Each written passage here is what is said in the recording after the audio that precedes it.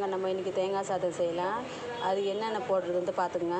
தேங்காய் எண்ணெய், அப்புறம் ஸ்பைசஸ்லாம் போட்டுக்கலாம். வெங்காயம் போட்டுக்கலாம், புதினா போட்டுக்கலாம் ஃப்ரெண்ட்ஸ், பச்சை மிளகாய் போட்டுக்கலாம். பாருங்கள் ஃப்ரெண்ட்ஸ், எல்லாம் போட்டாச்சு. பச்சை மிளகாய், வெங்காயம், புதினா. இது நல்லா கோல்டு நிறத்தில் வர வேணாம்.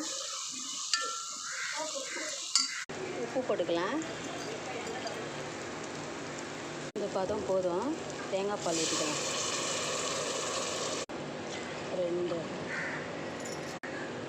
3 டம்ளர் தேங்காய் பால் ஊற்றிருக்கோம்.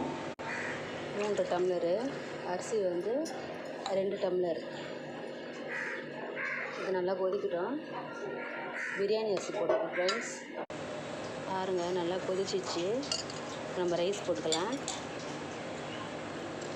1/2 கிலோ ரைஸ் தான் போட்டிருக்கேன்.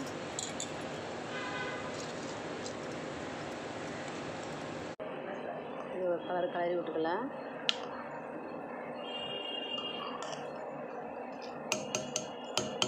இதை மூடிடலாம் ஃப்ரெண்ட்ஸ். சிம்மில் வச்சுங்க.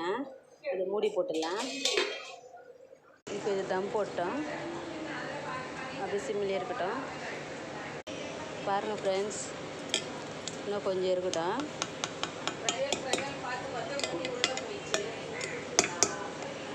வாங்க ஃப்ரெண்ட்ஸ், எப்படி இருக்குன்னு பார்க்கலாம். சாப்பாடு கலர்லாம்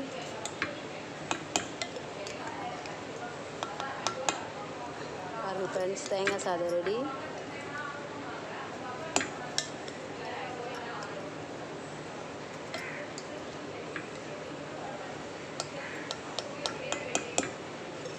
எதில் உட்காந்துங்கிறாங்க பார்த்தீங்களா? அவங்க ஃபேஸ் காட்டக்கூடாதான். அவங்க தான் எங்கள் ஆண்டி அக்கா.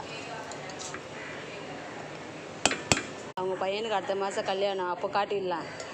பாருங்கள் ஃப்ரெண்ட்ஸ், இன்னும் கொஞ்சம் இருக்கட்டும்.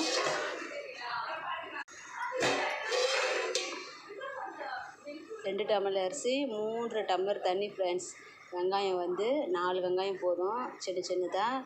நெக்ஸ்ட்டு 6 பச்சை மிளகா, 1 கைப்பிடி புதினா, அப்புறம் பட்டை, லவங்கம், அது கொஞ்சம் கொஞ்சம் போட்டுங்க. தேங்காய் எண்ணெய் தாளிச்சின்னா இன்னும் நல்லாயிருக்கும் ஃப்ரெண்ட்ஸ். அவ்வளோதான் ஃப்ரெண்ட்ஸ், தேங்காய் சாதம் ready. Okay friends, bye friends.